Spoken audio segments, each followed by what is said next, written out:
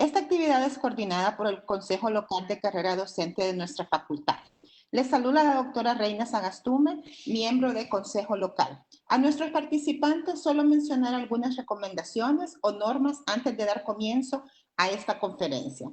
Apagar sus micrófonos para evitar ruidos e interrupciones externas. La dinámica de preguntas y respuestas las abordaremos al finalizar la presentación. Pueden hacer sus consultas vía chat desde la plataforma y las mismas se leerán para dar respuesta. Es momento de presentar a nuestra expositora, la doctora Wendy Elizabeth Murillo Barahona, profesora e investigadora de la Escuela de Microbiología, Facultad de Ciencias de la máxima casa de estudios. A continuación hacemos una corta lectura de la hoja de vida de la doctora. La doctora tiene un doctorado en Ciencias Médicas con orientación en Virología en la Clínica Instituto Karolinska de Suecia. Tiene una maestría en Bioética en Clarkson University, Estados Unidos, y una licenciatura en Microbiología y Química Clínica de la Universidad Nacional Autónoma de Honduras. Su experiencia laboral es profesor titular 3 de la Escuela de Microbiología de la Facultad de Ciencias de la UNAM. Ha sido profesor auxiliar también de la Escuela de Microbiología de la Facultad de Ciencias, asistente de investigación de la sección de Virología de la Escuela de Microbiología de la UNAM. Entre sus reconocimientos, ha trabajado en múltiples proyectos de investigación nacional e internacional, de las cuales se han generado varias publicaciones científicas, especialmente en la rama del VIH. En el 2015 recibió el Premio Investigador en Consolidación de parte de la Dirección de Investigación Científica de la UNAM y actualmente es miembro del Comité Técnico Institucional de la Universidad Nacional Autónoma de Honduras COVID-19. Bienvenida y muchas gracias por su tiempo, doctora Murillo. Muchas gracias, doctora Sagastume. Un placer para mí estar con ustedes compartiendo este tema que es tan importante y a la vez que se hace complejo, ¿verdad? Por la nueva situación en la que nos encontramos. Si bien es cierto, la facultad a través de el Consejo Local de Carreras Docente tituló la presentación Técnicas de Detección de COVID-19.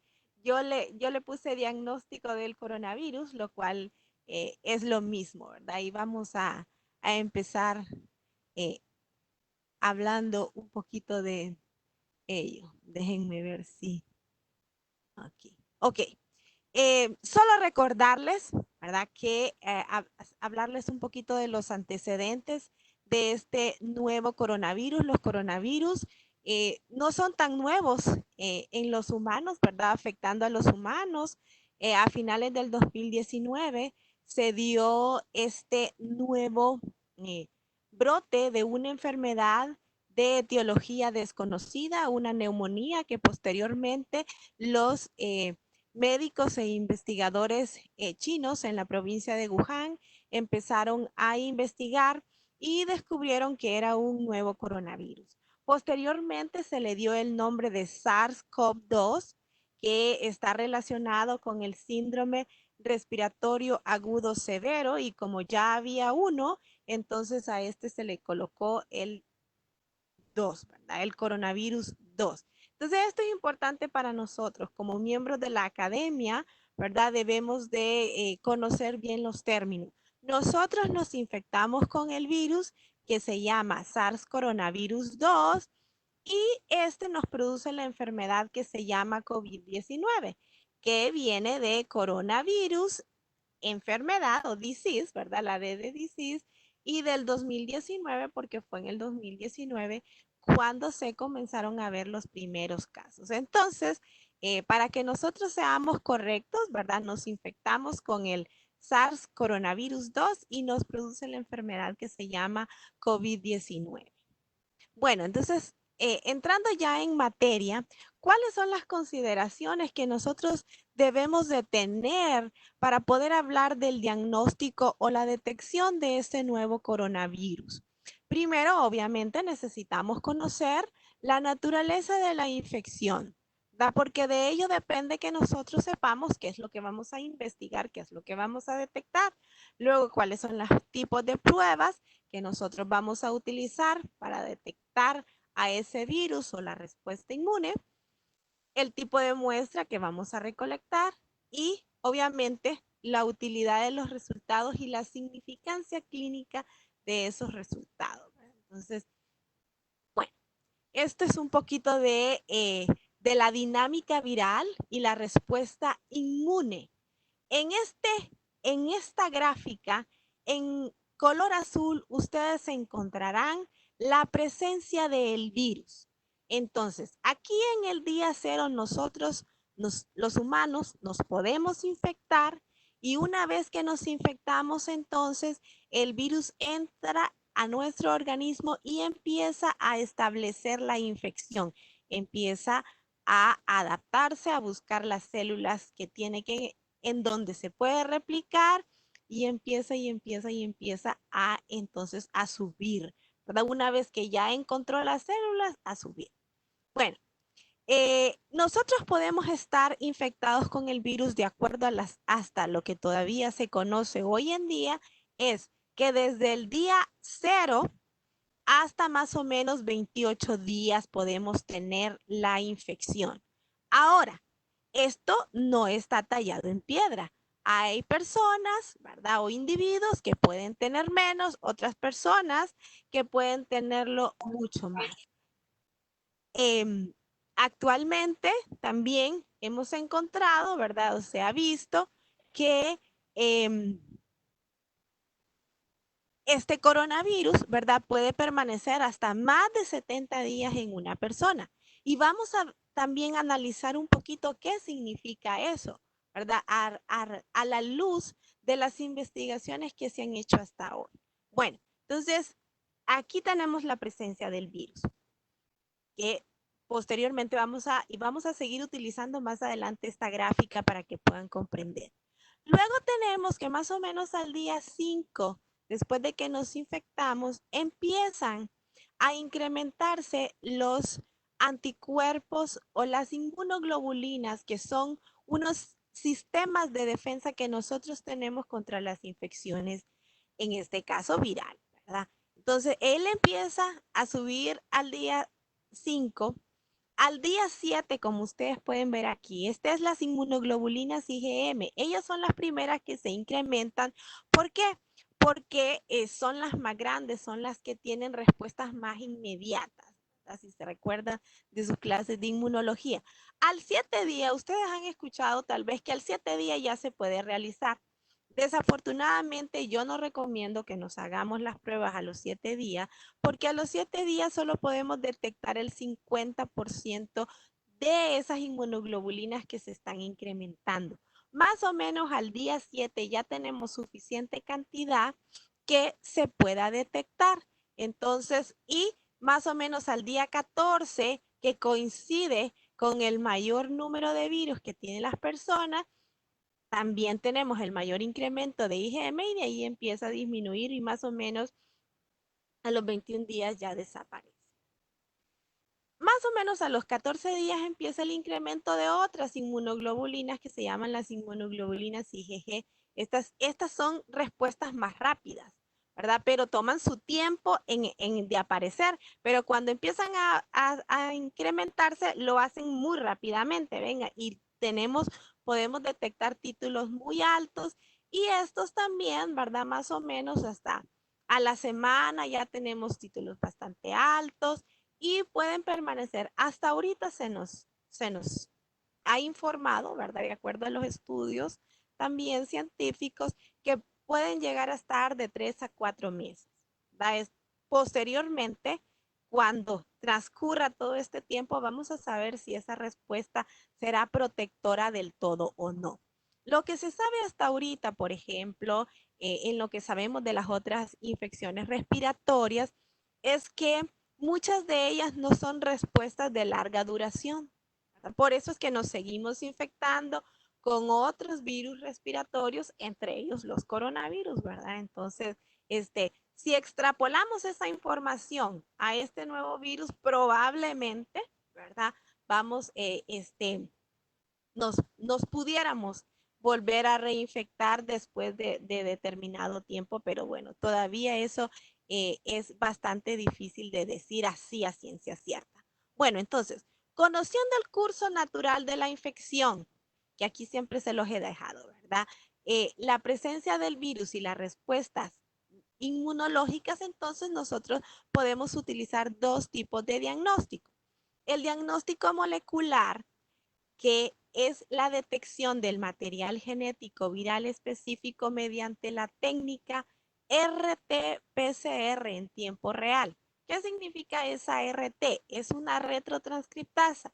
El virus es un virus ARN, por lo tanto, la técnica de PCR de reacción en cadena de la polimerasa lo que hace es amplificación del ADN. Entonces hay que retrotranscribir ese virus de ARN a ADN para que se pueda llevar a cabo el proceso. Y es en tiempo real porque en el momento en el que se va llevando a cabo esa amplificación, se va detectando en el aparato que hace la amplificación y luego se proyecta el resultado en una computadora. Entonces, por eso se llama en tiempo real. Ahora, estamos hablando de la detección del virus, pero ustedes me podrán decir, hay otras técnicas para detección del virus. Sí, sí los hay. El problema es que nos encontramos con este virus es la contagiosidad. Por ejemplo, el cultivo viral sería una buena técnica de detección, bastante sensible, específica también. El problema es la contaminación. Entonces, a pesar de que estamos trabajando con el virus, nos evita mucho el que nosotros tengamos que estar cultivando, produciendo mucho más virus en el ambiente. Luego tenemos el diagnóstico serológico, que es la detección de anticuerpos, ya sea IgM e IgE. Como son virus de las mucosas, también pudiéramos detectar anticuerpos IgA. En este tipo de mucosas se incrementan también las IgA. Entonces, por ahí también podemos encontrar técnicas de detección de IgA que cursan más o menos con muy parecido al incremento de las IgM. Bueno, dentro de estas pruebas, las más conocidas hoy en día para detección de diagnóstico serológico o de anticuerpos o de inmunoglobulinas, tenemos las denominadas pruebas inmunocromatográficas o pruebas rápidas. Y también tenemos las pruebas de ELISA. Estas son mucho más sensibles. Más adelante les voy a hablar un poquito de las diferencias entre ellas, porque de eso es lo que se trata este seminario, ¿verdad? Esta charla. También podemos detectar antígeno, lo que hace detección del virus mediante ensayos o diagnósticos serológicos, utilizando eso. Pero ustedes no han escuchado, y yo de lo que sé actualmente, al país ha entrado una prueba nada más de estas, por eso es que casi no las escuchan, pero la baja sensibilidad que tiene entonces no se recomienda. Ustedes dirán, pero bueno, entonces los países que estudian y desarrollan ese tipo de pruebas, sí, no han podido desarrollar una que tenga una alta sensibilidad. Entonces, por eso ustedes hoy en día escuchan hablar de el RT-PCR en tiempo real o PCR en las pruebas rápidas y las pruebas de ELISA. Eso es lo que generalmente estamos utilizando y entonces en ese sentido vamos a hablar de esas tres. Bueno, hablemos entonces un poco de la reacción en cadena de la polimerasa o PCR. Es un método que se basa en la detección del genoma viral, entonces por lo tanto la hace muy sensible y muy específica. Ya vamos a ver qué componentes eh, apoyan estas dos características de la técnica. Y lo que hace la técnica, o sea, el principio fundamental es que es una técnica in vitro de biología molecular que imita la habilidad natural de duplicar una secuencia específica de ADN en millones de veces, ¿verdad? Eso es lo que vamos a tener. Millones de veces. Por lo tanto, como es una técnica in vitro, el sistema le va a proveer todo para que lo pueda hacer como si estuviera in vivo. Este es todo el procedimiento, es un esquemita que me encantó mucho, todo el procedimiento del RT-PCR en tiempo real. Tomamos la muestra de la persona sospechosa de tener el coronavirus, como ustedes han escuchado, es un hisopado de vías respiratorias, ya sea nasofaringe o de la faringe por la boca, también se puede hacer en esputo, en lavados broncoalveolares, ¿verdad? Pero ya esos son un poquito más complicados. Actualmente nosotros en el país estamos usando hisopados nasofaríngeos. Posteriormente, entonces, lo que se hace es que en esa muestra que se toma, esperamos tener el virus, ¿verdad? Y hay que hacer una extracción y purificación del material genético viral que dijimos que es ARN y en este esquema está representado en azul. Pero como la técnica lo que hace es una amplificación del ADN, entonces esa enzima, ese RT, lo que significa es una retrotranscriptasa que tiene la capacidad de transcribir el ARN en ADN. Entonces, esa enzimita lo copia y lo hace ADN. Entonces, esa es una parte del proceso. Hay que agregarle esa enzima. Entonces, luego, una vez que ya tenemos ADN, le agregamos todo, ¿verdad? Los reactivos y lo ponemos en el equipo. El equipo está diseñado para que detecte inmunofluorescencia y entonces marca estos ADN que se van a replicar y cuando se están replicando en el proceso, que lo que hace, como les dije, que es la habilidad de imitar la replicación in vitro, entonces marca ahí en azulito, en verde o en azul y lo va reconociendo en la computadora. Y si hay incremento de fluorescencia, es que tenemos virus y si no, está negativo la persona. Esto es todo lo que necesitamos, ¿verdad? Entonces, sí, perdón, me salté. Necesitamos entonces, estos son los pasos, la toma de la muestra, este es el hisopo, necesitamos el medio de transporte. ¿Para qué? Para que el virus se mantenga ahí. No es cualquier hisopo el que se utiliza, miren, si ustedes pueden ver ahí, son unos hisopos flexibles que se introducen por la nariz y pasa por el canal que conecta hasta la orofaringe. Es bastante molesto, a alguna gente le duele, más si está inflamado, si está irritado, pero en general el hisopo tiene la característica de que no echa pelitos porque no es de algodón, es de dacron o de nylon, ¿verdad? Entonces es como una esponjita más bien, se gira, se rota ahí dentro de la nariz y ya se coloca en el medio. También podemos hacer hisopado de la faringe, ¿verdad? El problema aquí es que también podemos tener más contaminación con la lengua, con la saliva, entonces por eso se prefiere. Pero si no se puede, por ejemplo, en el caso de los niños que es más difícil, entonces perfectamente se puede tomar un hisopado de faringio también. Luego tenemos los reactivos de extracción. Estos vienen en kit y les estoy diciendo esto para que ustedes, porque como ha salido tanto en las noticias, ¿verdad? Entonces, para que nosotros tengamos una idea ya más amplia de cómo está el proceso. Entonces, vienen en kit, que puede ser, uno puede ser manuales o automatizados. Este es el procedimiento, este es un procedimiento manual en el que a través de diferentes reactivos, degradación de proteínas, eh, estos se filtran en unos filtros que trae el kit y luego se diluyen, se lavan y tenemos el ácido nucleico purificado, ¿verdad? Y les puse ácido nucleico porque hay kits que vienen para extracción de ARN o para extracción de ADN, ¿verdad? Entonces, por eso les puse ahí ácido nucleico. Es el mismo principio. Luego tenemos ya la reacción propia de realización, perdón, del PCR en tiempo real. Que aquí trae los componentes para hacer tanto la retrotranscripción como la amplificación propia, ¿verdad? Vienen esos kits. Miren, son unas cajitas súper chiquitas, súper carísimas, ¿verdad? Y se colocan en estas plaquitas y se meten en esta. Este es un termociclador en tiempo real, ¿verdad? ¿Y cuál es la característica del termociclador, de la ventaja de esta metodología?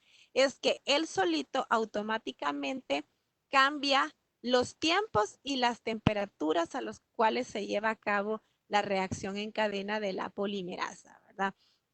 imagínense cuando se descubrió la reacción en cadena de la polimerasa allá por los 1985, se hacía en baños María, ¿verdad? Las temperaturas eran en baño María y había que cambiar los tubitos de un baño María a otro y estar contando los tiempos. Pues esta tecnología vino a revolucionar, ¿verdad? Y ahora pues, antes eran termocicladores convencionales, ahora se llaman termocicladores en tiempo real. Este aparatito que ustedes ven aquí está costando la módica de casi $70,000, ¿verdad? Por eso es que también, pues, como comprenderán ustedes, no todos los laboratorios lo tienen, ¿verdad? Porque no tienen tanta capacidad de tener un equipo tan caro y tan especializado, ¿verdad? Y eventualmente también cumple su función a los 10 años, ya están desactualizados y ya no son funcionales, ¿verdad? Entonces hay que adquirir otros. Entonces sí, son técnicas que si bien es cierto, ayudan mucho, al menos en el diagnóstico virológico, pero también son bastante especializados y caros. Bueno, solo un poquito para esquematizarles también cómo es todo el proceso ya de PCR. Este es el virus en el cual esta parte que está aquí es la nucleoproteína que concentra el material genético. Esta es la proteína de espícula o la proteína S. Estos son los segmentos que se unen a la célula para poder entrar.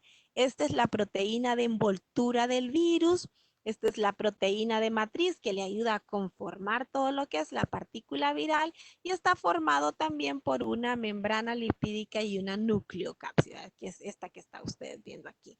Entonces, ¿por qué les menciono esto? Porque los componentes del PCR están diseñados para que amplifiquen, por ejemplo, partes de la nucleocápside o de la envoltura, ¿verdad? Que le proporcionan la especificidad a la técnica. Bueno, entonces tenemos al virus, dijimos que era un virus ARN monocatenario. ¿Qué significa monocatenario? Es una sola hebrita, ¿verdad? Generalmente son bicatenarios. Hagan de cuenta que otra hebrita de estas con esos dientitos para el otro lado, esos son los bicatenarios. Pues ese es monocatenario, es una sola hebrita y es ARN y es sentido positivo además, lo que le facilita la replicación dentro de la célula, ¿verdad? Es que este virus yo siempre les trato de dar características humanas, les digo yo a los virus y les digo, pues son bastante inteligentes, ¿verdad? Son muy inteligentes.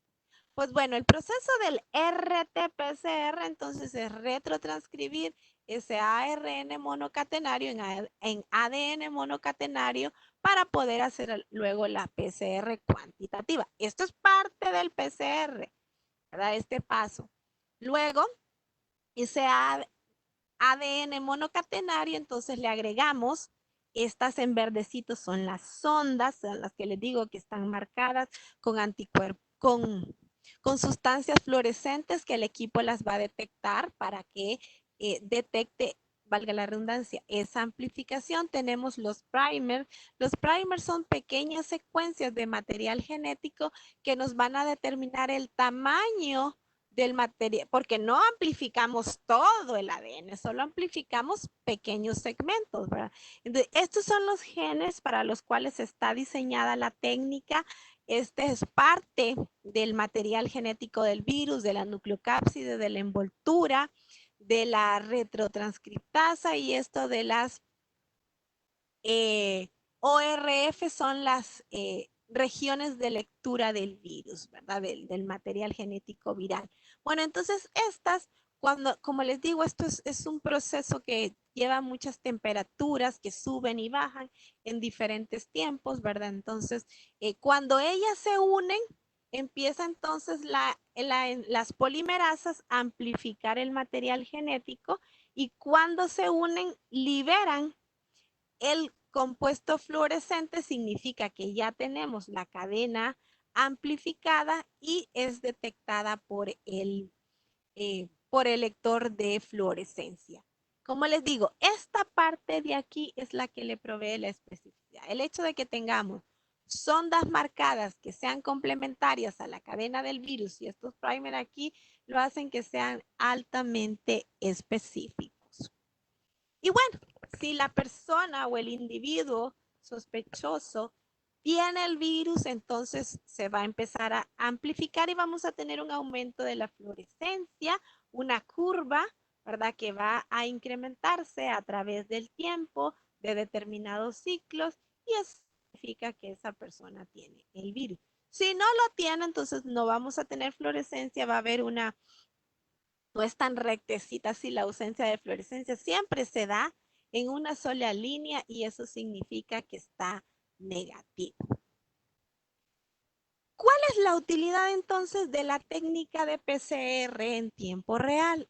Hoy en día es el método confirmatorio de infección por el coronavirus 2. O sea, cuando estamos hablando de PCR, estamos hablando que nosotros estamos detectando el virus aquí en esta línea azul, en este periodo. Es indicativo de infección aguda. ¿Por qué?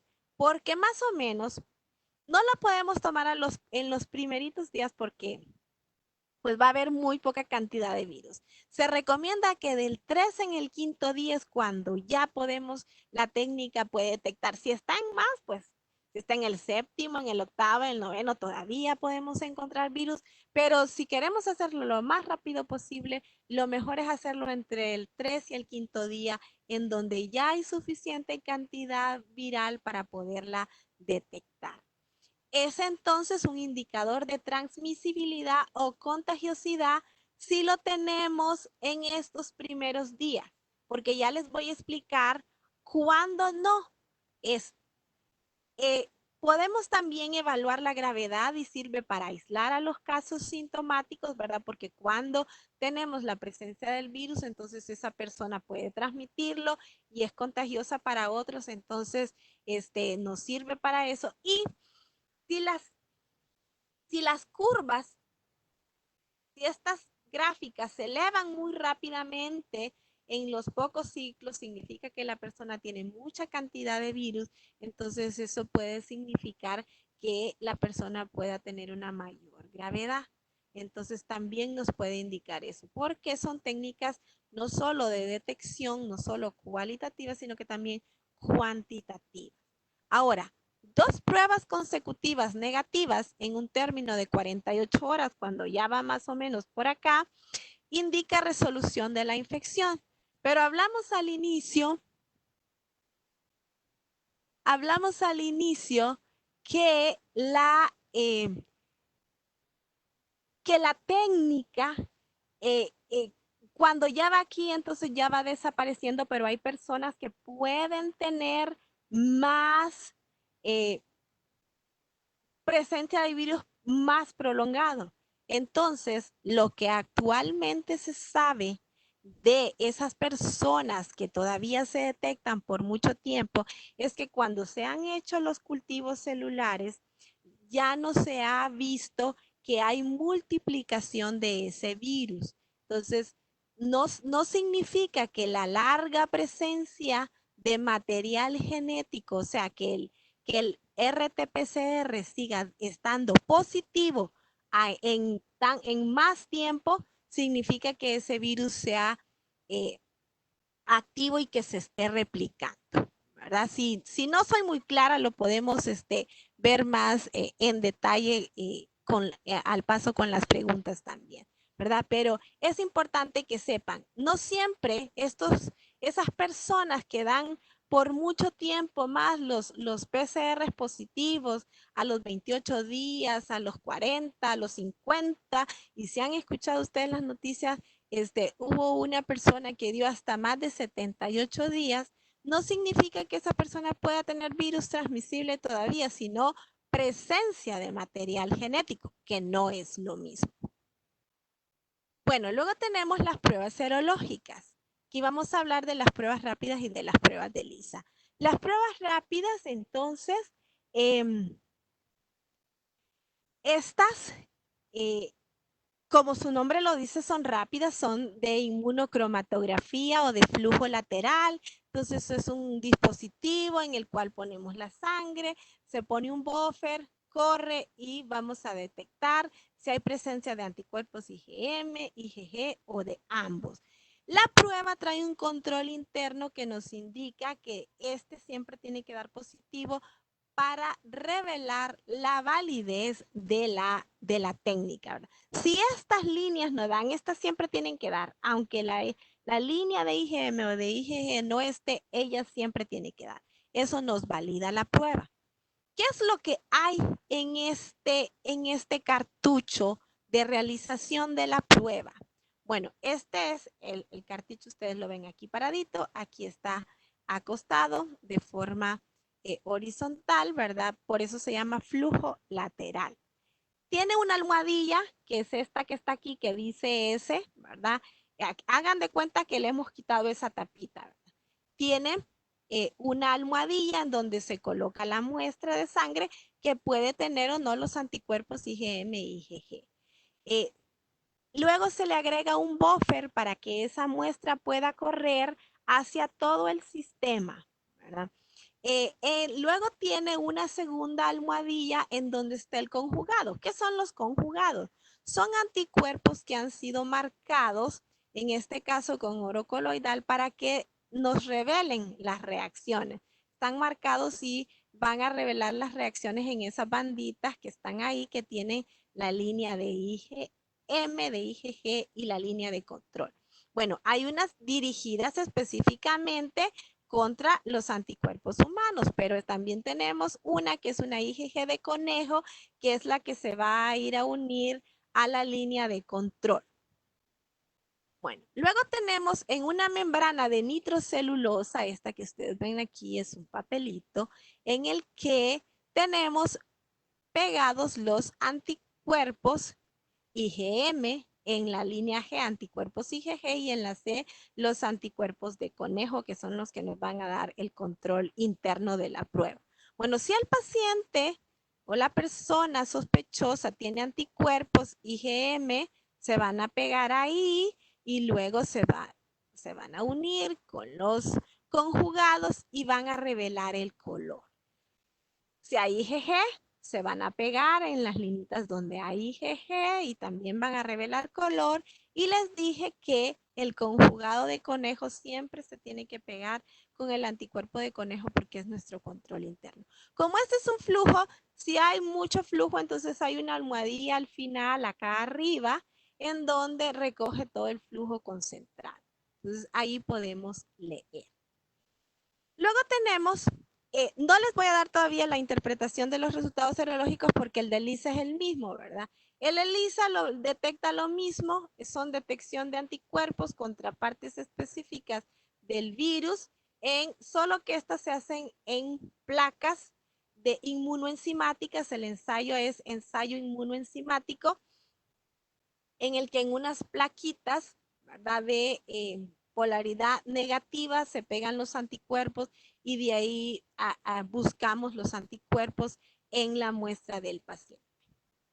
Estas son las dos principales técnicas, ELISA IgM y la ELISA IgG. La desventaja de esta técnica, a pesar de que es más sensible que las pruebas rápidas, se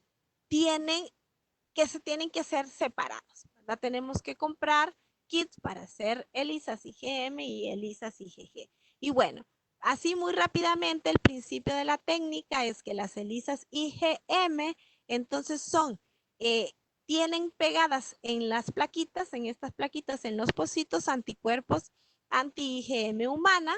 Luego le agregamos el suero del paciente que tiene las IgM humanas y luego un anticuerpo conjugado que detecta esta reacción antígeno-anticuerpo anti-IgM humana con la IgM humana.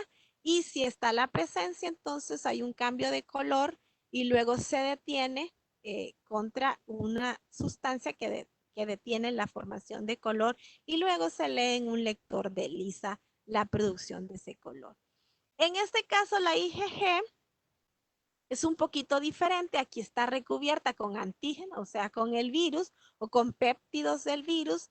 Luego le agregamos el suero del paciente que detecta los anticuerpos y, que detecta que se une al virus. Luego le agregamos el anticuerpo conjugado que detecta esa reacción antígeno-anticuerpo. Aquí el antígeno conjugado en la IgM tiene pegado el virus. Acá está pegado en la plaquita. Miren, esto nosotros lo agregamos junto con el conjugado. Aquí ya está pegado y el conjugado va solo. Detecta de otra manera la reacción antígeno-anticuerpo, a la inversa, ¿verdad? Luego lo mismo, le agregamos el sustrato que cambia de color y luego detenemos la formación de color y lo mismo se leen en un lector de ELISA, ¿verdad? Y se pueden hacer muchos más cambios en la forma de cómo detectar esos anticuerpos en las muestras de los pacientes. Entonces, eso es lo que hace la diferencia entre las ELISAs y las pruebas rápidas, que nosotros podemos jugar en la forma en cómo se detectan los anticuerpos, ¿verdad? Por eso también entonces son un poco más sensibles y más específicas. Bueno, los resultados son iguales. Presencia o ausencia de anticuerpos. Entonces, nuevamente les recuerdo, ¿verdad? Tenemos en las primero se inicia la IgM y luego la IgG. Entonces, si ambas están negativas, tanto IgM como IgG, no hay infección o no hay suficientes anticuerpos detectables en la infección temprana. ¿Qué significa eso? Que tomamos la muestra muy temprana aquí o muy temprana acá y todavía no. Entonces, eso significa, en la segunda excepción acá, es que pudiera estar en el periodo de ventana. Los periodos de ventana son cuando todavía no hay suficiente cantidad de lo que estemos investigando, ya sea de antígenos o de anticuerpos, en el caso de las inmunoglobulinas, entonces nos pueden dar falsos negativos. Por eso es importante lo que les decía al principio. Yo recomiendo que se tomen las pruebas más o menos a los 10 días o a las 2 semanas desde que se sospecha de que estuvo en el contacto cero, ¿verdad? Y la IgG, pues, de más días, de más de 2 semanas, entonces para que se pueda ya tener la presencia. Ahora, cuando sale la IgM positiva, pero no la IgG, entonces significa una infección reciente, porque más o menos estamos por aquí, ¿verdad? Puede ser el día 7 o el día 10, entonces todavía es infección reciente. Cuando ya tenemos las dos, tanto IgM como IgG positivas, significa que tenemos todavía infección porque todavía está en los niveles detectables la IgG y está en la curva, miren todavía donde tenemos antígenos, donde tenemos la presencia del virus, pero ya se está desarrollando las respuestas inmunes de IgG que ya van diciendo que ya nos estamos recuperando, ¿verdad? Y finalmente, si solo tenemos IgG, ya hablamos de infección pasada o recuperada, ¿verdad? Aunque por ahí podemos tener colitas en donde todavía, como les digo, a través de PCR podemos detectar presencia de material genético, pero ya no necesariamente en estas zonas el virus es un virus activo o replicativo que pueda ser infeccioso. Bueno, ¿cuál es entonces la utilidad de la serología? Pues tenemos que es un complemento al diagnóstico. Todavía, a pesar de que las pruebas serológicas son diagnósticas, en el caso de este nuevo coronavirus, el coronavirus 2, no le llamamos del todo diagnóstico, sino complemento del diagnóstico. Determina el estado inmune, eso sí, ¿verdad? Eso sí nos determina las pruebas serológicas, se utilizan para vigilancia epidemiológica. ¿Y qué significa eso? Nos va a determinar la totalidad de los casos y nos ayuda a determinar la tasa de mortalidad y los resultados negativos de estas pruebas, si realmente se hacen en los días establecidos donde podemos tener capacidad de detección, entonces decimos que las personas todavía son susceptibles. ¿Qué significa esto? Que las personas tienen que seguir teniendo los cuidados de bioseguridad para no infectarse.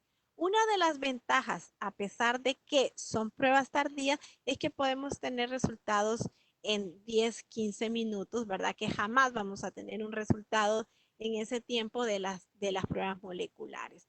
Y como les dije, hoy en día todavía no se habla de que las pruebas serológicas son de detección o diagnóstico de infecciones tempranas, ¿verdad? A pesar de que, como les dije, cuando se detectan las IgM, se habla de que todavía está la persona en estados tempranos, pero no podemos decir eso. ¿Por qué? Porque ¿cuál es la utilidad de que nosotros diagnostiquemos temprano este virus? Que las personas no lleguen a estados graves, ¿verdad? Que se pueda tener una intervención temprana. Por eso es que necesitamos diagnosticarlo en los primeros días, ¿verdad? Entonces, por eso es necesario que sigamos haciendo las pruebas moleculares.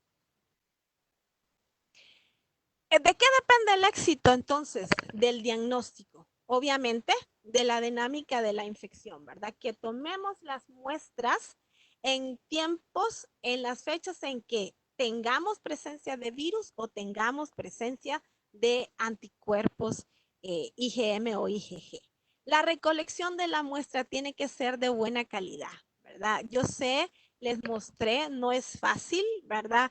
Que le inserten a uno un hisopo tan grande en la nariz que como ustedes vieron va a llegar hasta que conecte con la faringe, pero es de las mejores muestras y tiene que ser así. ¿Y cuál es la condición? Miren, que la gente cuando se sabe que le toman una buena muestra, tiene que sacar una lagrimita, ¿verdad? Entonces, esas son las mejores muestras. La conservación y transporte.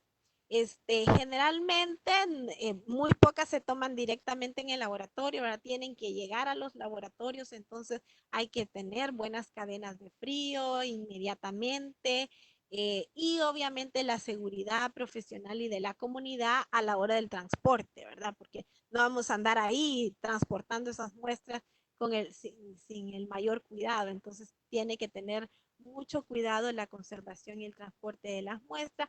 Esto por lo que por lo que es este virus, ¿verdad? Que es de transmisión respiratoria. Y el método diagnóstico, ¿verdad? Si nosotros conocemos bien las fechas en las que se dio el inicio de los síntomas, entonces vamos a saber que vamos a utilizar pruebas moleculares. Si ya está muy avanzado en la infección, ya ha pasado mucho tiempo, se quiere saber, entonces pues vamos a recolectar sangre, que es donde hacemos las pruebas serológicas. Entonces, pero es importante entonces saber los tiempos para poder determinar cuál es la prueba que vamos a utilizar.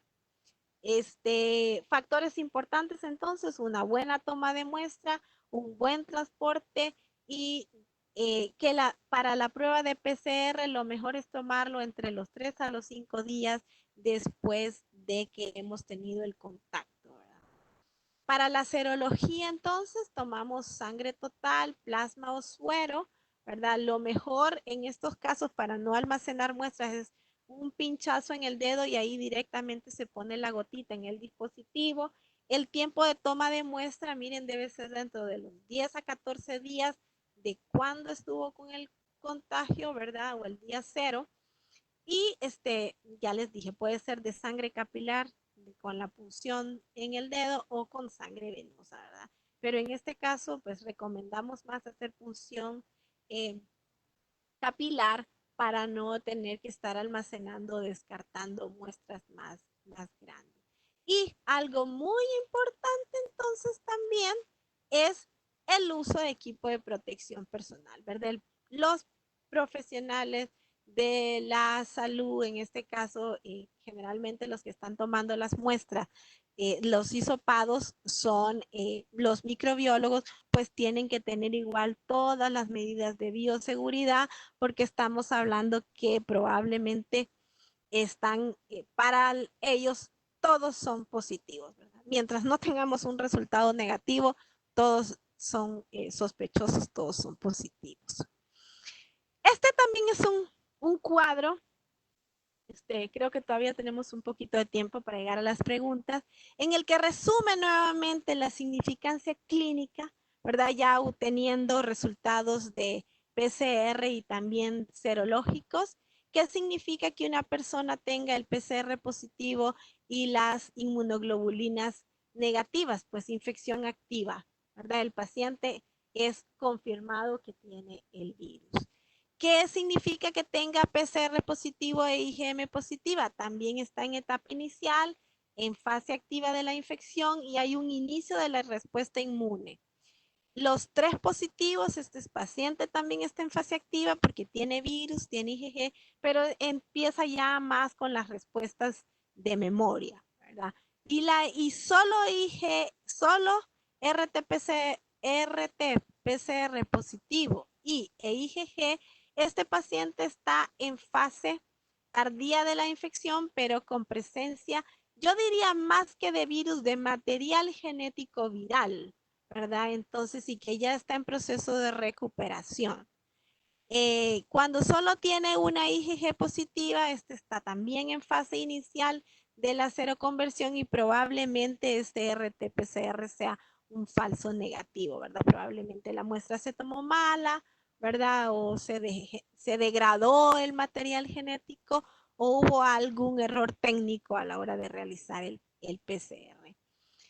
Cuando ambos IgM e IgG están positivos, el paciente está en un estado de recuperación de infección, pero también podemos tener falsos negativos en RT-PCR. Probablemente la infección es activa, igual iniciando proceso de recuperación, y cuando ya solo tenemos IgG, este paciente puede tener una infección pasada y se está recuperando.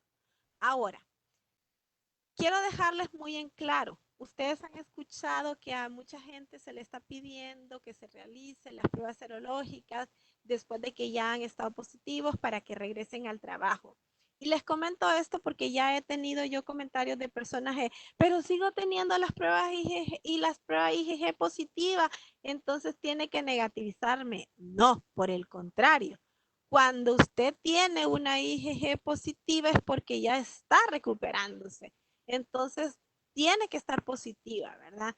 Ya no tanto la IgM, pero sí la IgG es la que tiene que estar positiva para saber que estamos nosotros en un proceso de recuperación y que estamos, y les puse ahí inmunizado porque como todavía no sabemos a ciencia cierta, ¿verdad? Si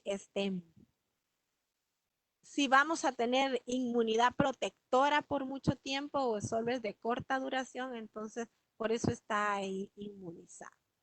Bueno, y este solo es un cuadro en donde resume las 3 técnicas que hemos visto, ¿verdad? Las 2 serológicas, las pruebas rápidas y las pruebas inmunoenzimáticas y el RT-PCR en hisopado.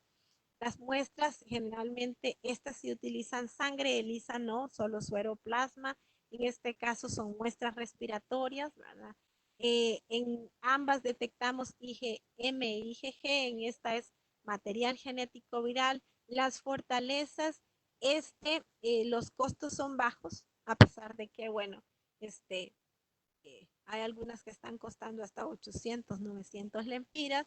Estas son más robustas por lo que ya les mencioné, la forma en que se detectan los anticuerpos y obviamente hoy en día sigue siendo el estándar de oro o la técnica recomendada para la detección por su alta sensibilidad y especificidad, el RT-PCR, ¿verdad?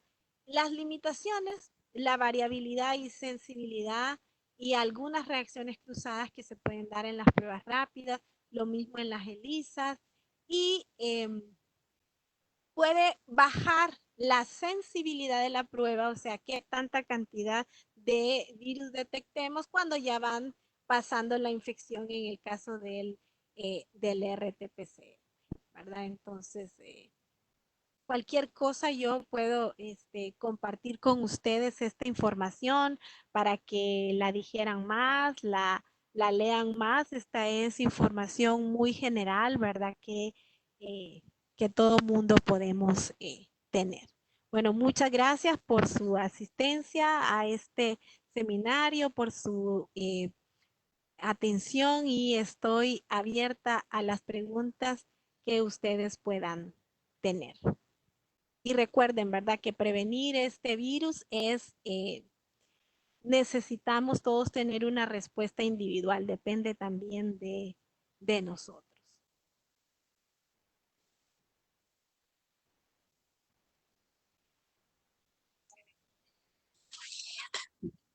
Bueno, muchas gracias a la doctora Wendy. Una excelente presentación, muy clara, muy didáctica y creo que quedamos muy claros sobre el tema, pero sí hay algunas preguntas. Claro. Bueno, muchas gracias a la doctora Wendy. Una excelente tenemos presentación, muy clara, muy didáctica y creo que quedamos para la doctora tenemos algunas preguntas como ser ¿a los cuántos días es lo más correcto hacerse la prueba del hisopado y haber síntomas del COVID? Sí, como les mencioné, miren, se habla de que la técnica es tan sensible que al día la puede dar positiva, pero para estar más seguros que nosotros vamos a tener un resultado certero, entonces entre el 3 y el quinto día es lo mejor, ¿verdad? Para poder tomarse el hisopado y que el resultado les pueda dar positivo. Sí. Ok. Otra pregunta que tenemos. ¿Cuál es su experiencia de la investigadora en los estudios epidemiológicos basados en el estudio de aguas residuales? Ya que de acuerdo con lo reportado en la literatura, este tipo de estudios ha demostrado buenos resultados para la detección del virus en comunidades poblacionales, en el lugar de estar buscando el virus de manera individual. ¿Cuáles cree que serían las desventajas para su aplicación en Honduras? Sí, bueno, ya escucharon, ¿verdad? Las técnicas de PCR no son de fácil acceso, ¿verdad? Y lamentablemente, miren, empecemos por ahí, ¿verdad? A nivel privado, solo tenemos actualmente 3 laboratorios que están haciendo pruebas.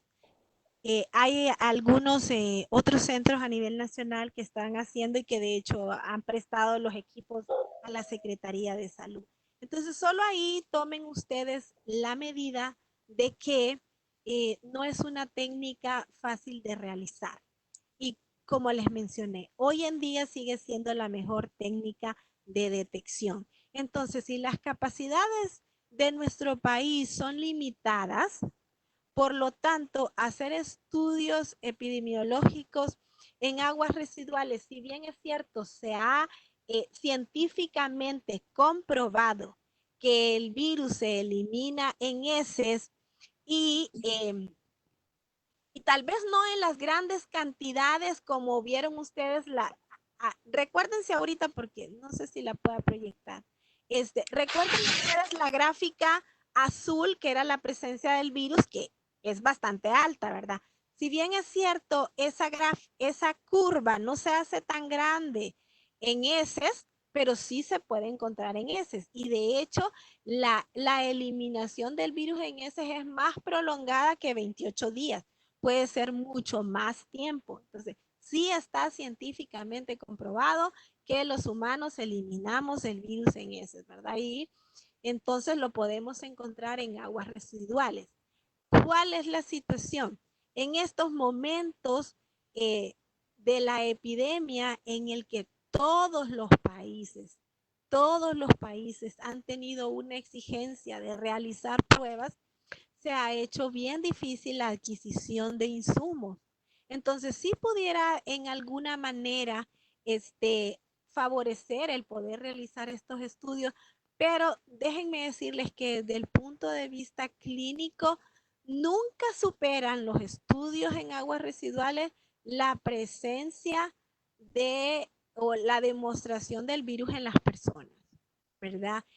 Sí, sí son importantes, ¿verdad? Porque nos puede indicar cómo se está comportando las personas con respecto a este tipo de situación, pero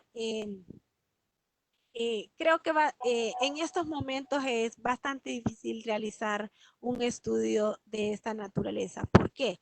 Porque más bien todos los recursos se están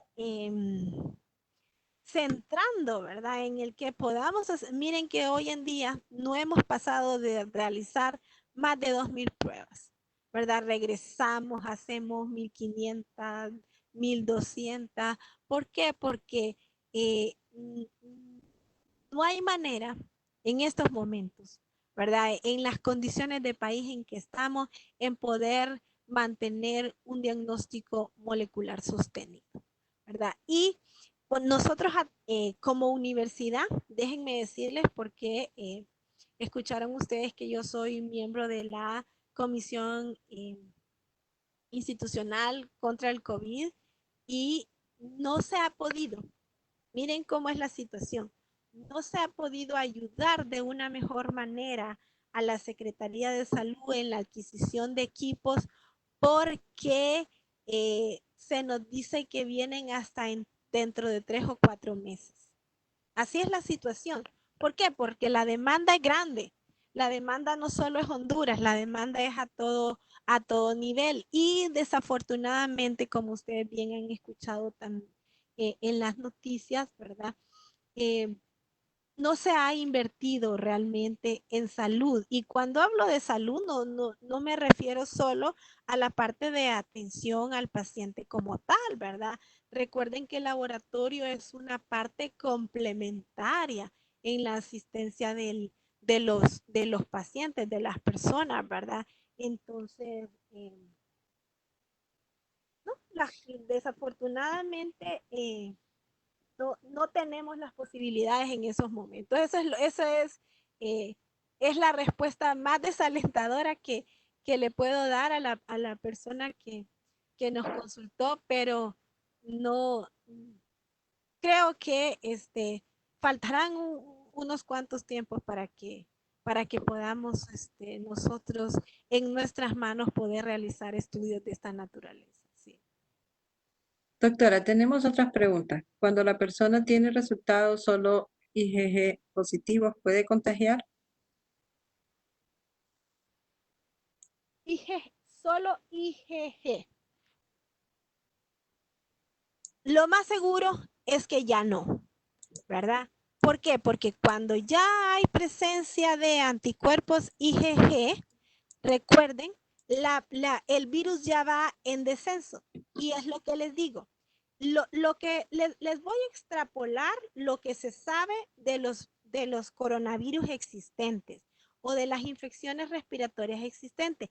Es que después de 7, 10 días, cuando el virus ya va en descenso, ya pierde esa capacidad de infectar otras células. Entonces, lo que nosotros detectamos, y eso, déjenme decirles, está científicamente comprobado, ¿verdad? Es lo que les decía, que cuando que el PCR lo puede dar positivo, aunque yo sé que usted, la pregunta es solo IgG positivo, pero si sigue en aquellas personas que lo siguen dando, ya cuando se trata de aislar esos virus y cultivarlos, se ha visto que no se multiplican. Entonces, si cuando ya una persona ya solo tiene IgG y tal vez pueda tener pequeñas cantidades del virus que ya no se detectó, pero ya ese virus ya no es infeccioso. Entonces, cuando una persona ya tiene resultados IgG positivos, hay muy buenas porcentajes, podemos decir así, que en un 90-95% ya no es contagiosa. Ok, muchas gracias, doctora. Tenemos una pregunta, que si ya está en el mercado la prueba rápida con anticuerpos monoclonales para la detección del virus.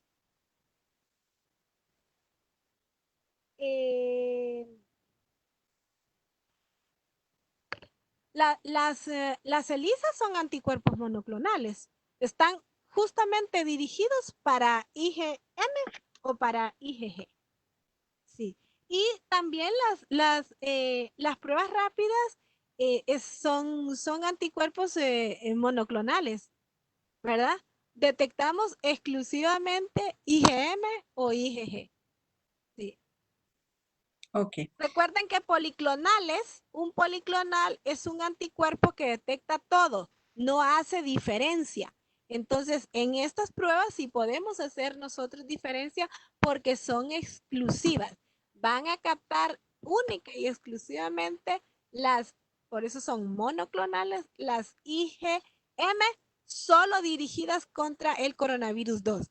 Solo las IgG dirigidas contra el coronavirus 2. Ok, tenemos otra, doctora.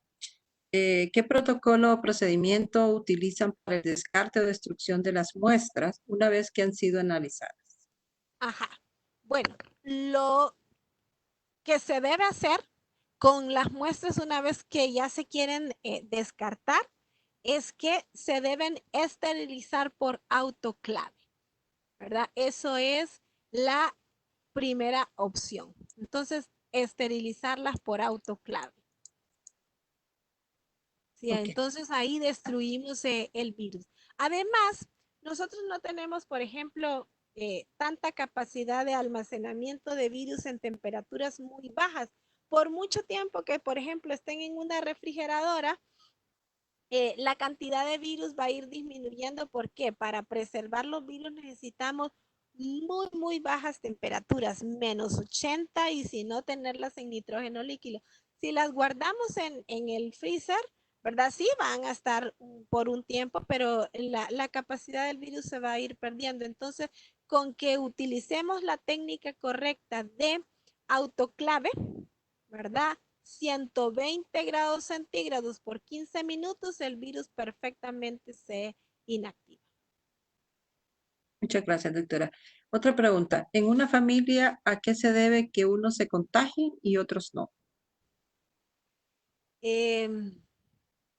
Ahora, tendría yo que pensar en dos posibilidades. Para contestar esta pregunta, pensaría que un miembro de esa familia probablemente estuvo infectado y no presentó manifestaciones clínicas. Si ese fuera el caso, ¿verdad? En el que hay una persona que se contamine y no tenga manifestaciones clínicas, lo que se sabe hasta ahora, ¿verdad? Y que como les digo, nada de lo que yo les estoy diciendo es 100%, pero es bastante probable que las personas asintomáticas tengan menos cargas virales. No significa que no pueden transmitir el virus, pero entonces que estas pueden tener menos virus y tengan la capacidad de no contagiar a muchos porque seguimos utilizando las medidas de bioseguridad. Ahora, si no se utilizan las medidas de bioseguridad, no tengo una respuesta concreta porque hasta lo que yo he leído, he estudiado en este momento del virus, no hay personas que no se infecten, ¿verdad? Por ejemplo, para darles un ejemplo, en VIH tenemos personas, pocas, pero los hay, que no se infectan. Ahora, en este caso, en este nuevo coronavirus, todavía no he escuchado yo de personas que no se hayan contagiado. Puede que se hayan contagiado, pero no presenten síntomas. Entonces, esta pregunta es bastante difícil de responder si no tenemos más información acerca de toda la situación de la familia, ¿verdad? Pero tal vez puede ser porque la persona que se contagió haya podido tener bajas cargas virales, entonces eso ha permitido que no se disemine más.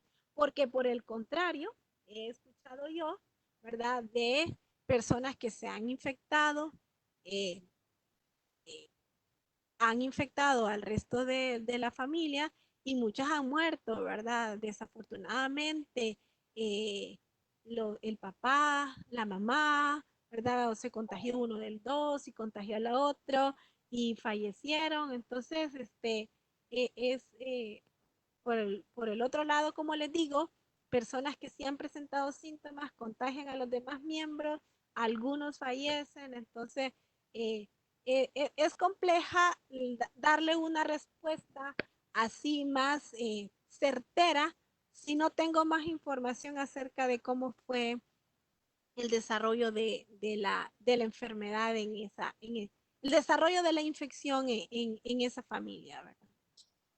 Bien, doctora, también como estamos en Facebook en vivo, tenemos ahí una pregunta. Sí, Si una persona sintomática con IgM positivo, ¿debe hacerse hisopado? Si tiene las posibilidades, sí, ¿verdad? Sí, recuerden que el hisopado es la prueba confirmatoria. Si existen las posibilidades, yo le recomendaría que sí, ¿verdad? Sí, que se lo haga. Sí. Ok. Es porque hasta para uno saber realmente que sí tuvo la infección, ¿verdad? Es mejor hacerlo, sí, sí. Tenemos otra pregunta. ¿En qué etapa de la prueba serológica la infección se puede tornar mortal? Bueno, recuerden que la mortalidad de esta infección depende de varios factores, ¿verdad? Y específicamente de que tengamos factores de riesgo, ¿verdad? Por ejemplo, personas diabéticas, personas que tienen asma, personas que son hipertensas, con algo otras enfermedades de base respiratorias, algo otras infecciones cardiopatías, ¿verdad? Los dializados, todas esas personas que yo les he mencionado ahorita, que tienen esa condición, entonces son personas de riesgo. Ahora, también ustedes han escuchado, me imagino, personas diabéticas, por ejemplo, hipertensas, que están bien controladas, que superan la infección. Entonces, eh, la infección para que lleve a la mortalidad va a depender más de esos factores de riesgo. Por ejemplo, los adultos mayores, ¿verdad? Donde sus defensas son menos. Entonces, esas personas tienen mayores probabilidades de tener una, una infección grave que los pueda llevar a un deceso, a un proceso fatal, ¿verdad? A la muerte. Pero eh, también hemos escuchado que hay jóvenes que han muerto, ¿verdad? Probablemente estas personas hayan tenido alguna condición que favorezca. También se ha demostrado eh, que si hablamos de comparar la prueba serológica, entonces tendríamos que decir en aquellos estadios en que las pruebas serológicas se han detectado temprano, cuando todavía hayan grandes cargas virales, porque en aquellas personas que tienen mayores cargas virales son las que, y tienen alguna condición de riesgo, son las que las pueden llevar a la, a la muerte, ¿verdad? Entonces, en la etapa serológica sería, por ejemplo, cuando tenemos las IgM positivas, porque en ese momento entonces también tenemos grandes cargas virales, sumado a eso, ¿verdad? Alguna condición de riesgo. Bueno, tenemos otra pregunta, doctora. ¿Cuánto tiempo después un paciente deja de ser un vector de infección? Si después de 21 días la prueba presenta IgG positiva. Ajá. Si usted ya tiene la IgG positiva después de 21 días, lo más seguro es que ya no sea contagioso. Sí, ¿verdad? Entonces, es lo que les digo, para cuando ya tenemos, y no se confundan, que, a ver, recuerden, este es el mejor pensamiento que ustedes deben de tener. Perdón. Si tenemos PCR positivo es porque tenemos virus. Si tenemos anticuerpos IgG más que todo, es porque ya estamos perdiendo el virus y estamos solo teniendo desarrollo de anticuerpos. Si tenemos anticuerpos IgG, entonces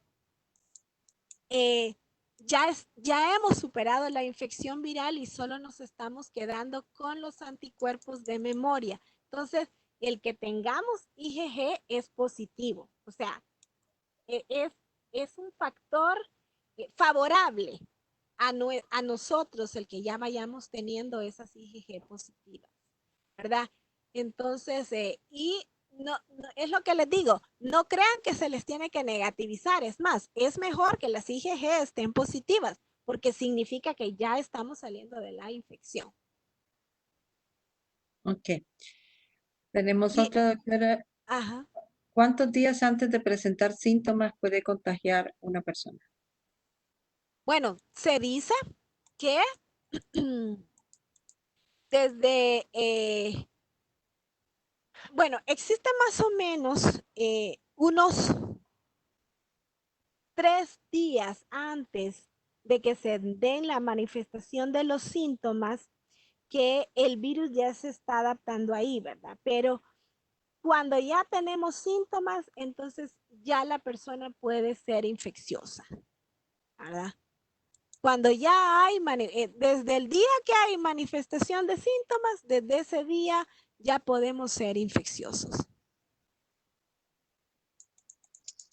Em, Otra de las preguntas. Según las noticias, las personas que ya tuvieron la enfermedad sí pueden reinfectar, sí se pueden reinfectar. En ese caso, ¿la enfermedad sería más leve o más fuerte para la persona? No le puedo contestar totalmente, ¿verdad? Si va a ser más leve o más grave, pero eh, estamos hablando que de acuerdo a lo que conocemos de las infecciones respiratorias, eh, los pudiera ser que haya reinfección, que esos anticuerpos que pueden durar, esos anticuerpos IgG que son de memoria, que pueden durar 3, 4 y tal vez hasta 5 meses, no ejerzan las correctas respuestas de protección cuando nos volvamos a infectar, ¿verdad? Entonces, ese es el cuidado que debemos de seguir teniendo porque todavía no hay información concreta que nos diga que no nos vamos a infectar. Por el contrario, ¿verdad? Lo que sí se piensa, lo que sí se piensan los científicos que están estudiando esta situación es que no lleguemos a tener esas respuestas tan robustas para que no nos vayamos a infectar. Eso por lo que ya se conoce de los otros coronavirus. Bien, doctora, hay una persona que dice que su campo de trabajo son las aguas residuales, Uh -huh. que si le puede dar una recomendación de referencia bibliográfica al respecto. En este momento no tengo, pero sí no sé si usted pudiera tomar los datos de la persona o si es de la universidad y conoce mi número de correo de la universidad para que me escriba. Es Wendy, todo en minúscula, wendy.murillo, una.edu.hn, ¿verdad? Y con gusto le puedo proporcionar información. Sí. Está bien, doctora. Tenemos más en el caso de un paciente asintomático que se desconoce cuándo pudo infectarse, qué tipo de prueba es la más indicada para estos pacientes y si es recomendable realizar la prueba ELISA en caso de que la prueba rápida resultó negativa. Sí, yo recomiendo, si tienen la posibilidad de hacerse la prueba de ELISA, que se hagan mejor una prueba de ELISA. De hecho, las personas asintomáticas y que no, pues, que cursen con la infección de forma, como su nombre lo dice, asintomática, que no tenga ninguna complicación, lo mejor para saber si tuvo o no la infección es hacerse una prueba serológica y lo mejor es hacerse una ELISA. Sí, sí recomiendo que se haga una ELISA. Está bien. Otra pregunta, doctora. Conozco pacientes con síntomas, pero las pruebas rápidas negativas. Solo con PCR, TR es que han detectado que poseen el virus. ¿A qué se deberá esto? Sí, a lo que ya mencionamos, que las pruebas serológicas no son del todo ni sensibles ni específicas. Ese es su gran limitante. Podemos tener falsos negativos y falsos positivos también. Entonces, esa es la limitante de las pruebas rápidas. Por eso es que no las denominamos pruebas diagnósticas. Hoy en día sigue siendo el PCR la prueba diagnóstica. Entonces, esa es una de las limitantes que tienen las pruebas, que pueden dar falsas negativas. Relacionado a eso de falsos positivos, hay una pregunta que dice, ¿qué factores externos o internos podrían provocar un falso positivo en las pruebas rápidas? Perdón, me estoy quedando sin voz. Los falsos positivos en las pruebas rápidas pueden deberse a reacciones cruzadas con otro tipo de anticuerpos, a pesar de que, como les dije, estos anticuerpos son monoclonales muy dirigidos hacia este virus, ¿verdad? O hacia esos anticuerpos que estamos buscando dirigidos contra coronavirus, existen algo otras las similitudes que tienen en la conformación de los anticuerpos pueden dar falsos positivos. También algunas enfermedades autoinmunes también pueden favorecer a que se den falsos positivos. Por ejemplo, artritis reumatoide, ¿verdad? Que son problemas muy relacionados con problemas inmunológicos, entonces pueden darnos falsos positivos también. Sí. Bueno, ya estamos llegando a las últimas preguntas, doctora. Dice, si en una familia completa se hacen pruebas y solo una persona es positiva, pero asintomática, ¿es probable el contagio para los demás, aunque hayan sido negativos sus resultados? Si una persona se hace la prueba y solo una persona sale positiva, pero asintomática, es probable el contagio con los demás. En toda la Siempre hay la posibilidad de contagio. Lo que les mencioné.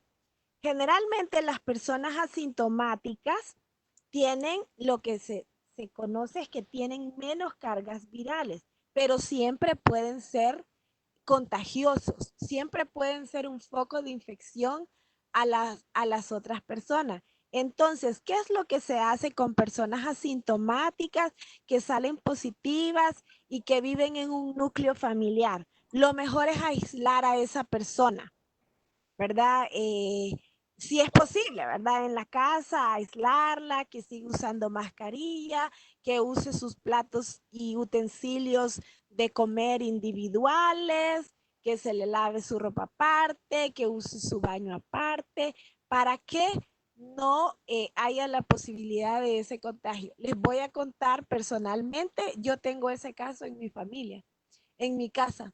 Mi cuñada, la cual vive con nosotros, trabaja en un hospital, es técnico en radiología y como comprenderán, estaba muy en contacto con pacientes positivos y se infectó. Ella está asintomática, positiva y hoy nos tuvimos que hacer el resto de los miembros de la familia la prueba. Estamos a la espera de ese resultado porque si bien es cierto, ella cuando regresó de su trabajo se protegió, usó mascarilla y nos dijo, ¿verdad?, que existía la posibilidad de que hubiera estado en contacto con una persona positiva, pero así que la pudo haber infectado a ella, entonces la aislamos. Eso fue en el segundo día.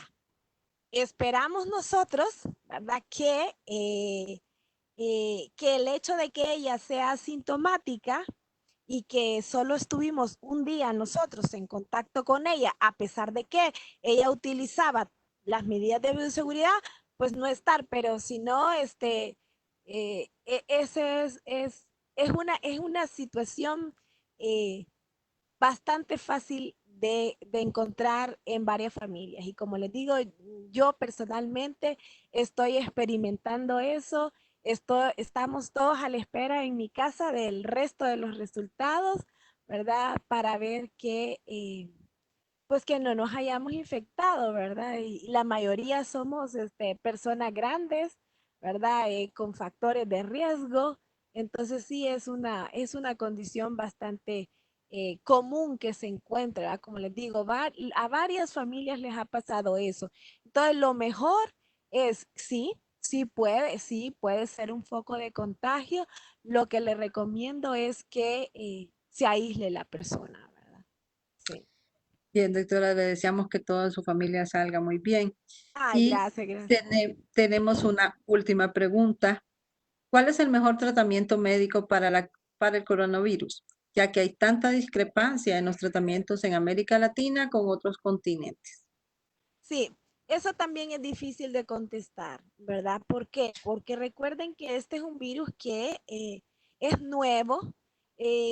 La comunidad científica médica, ya voy a hablar yo no desde el caso, desde mi punto de vista microbiólogo, sino médico, ¿verdad?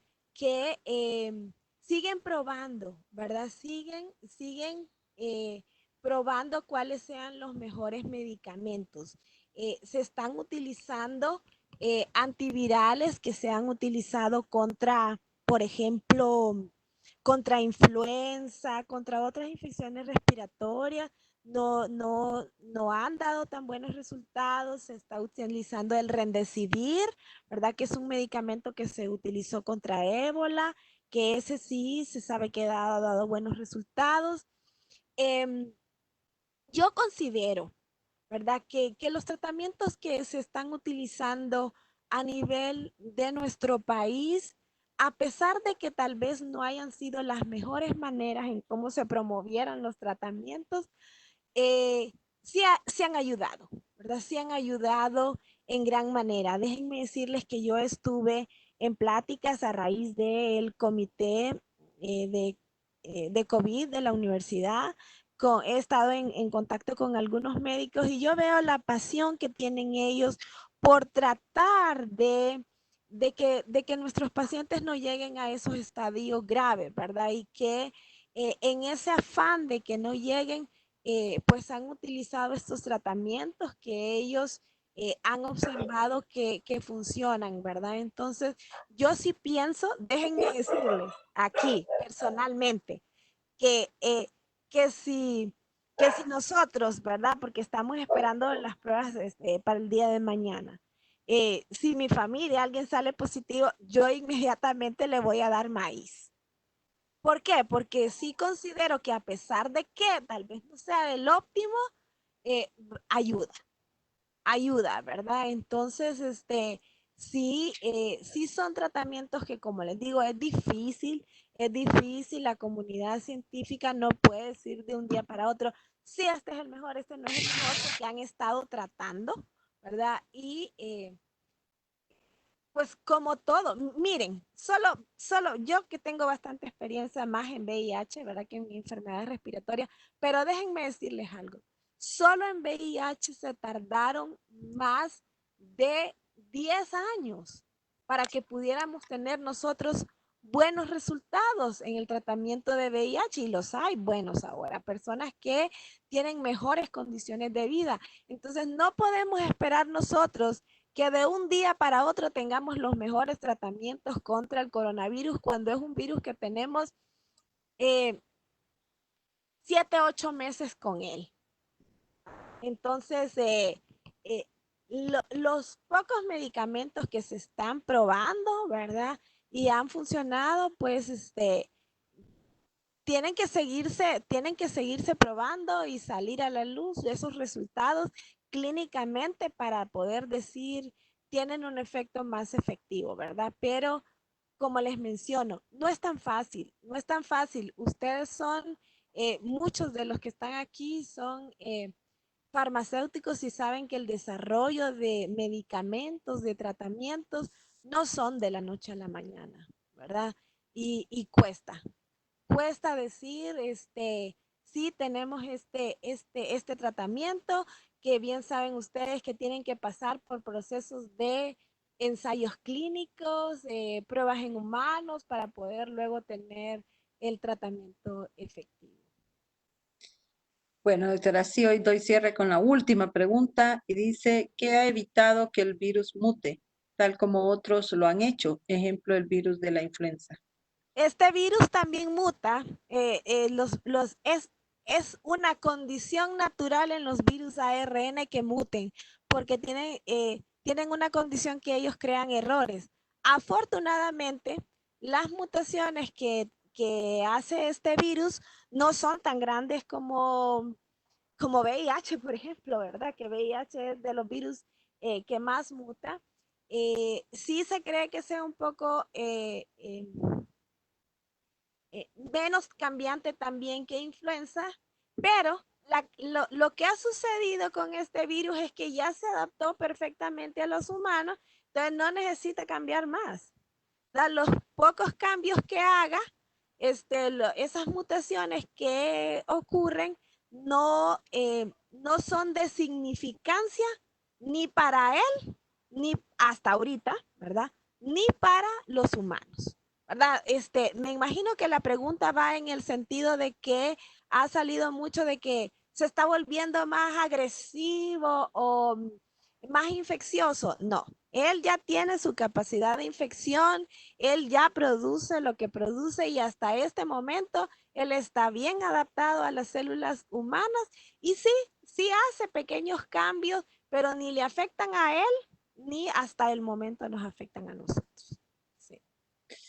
Bueno, creo que ya cubrimos todas las preguntas del público que tenemos presente. Agradecemos también a todos los asistentes que estamos superando los 200 personas, tanto en vía del Webex de la universidad como en el Facebook en vivo.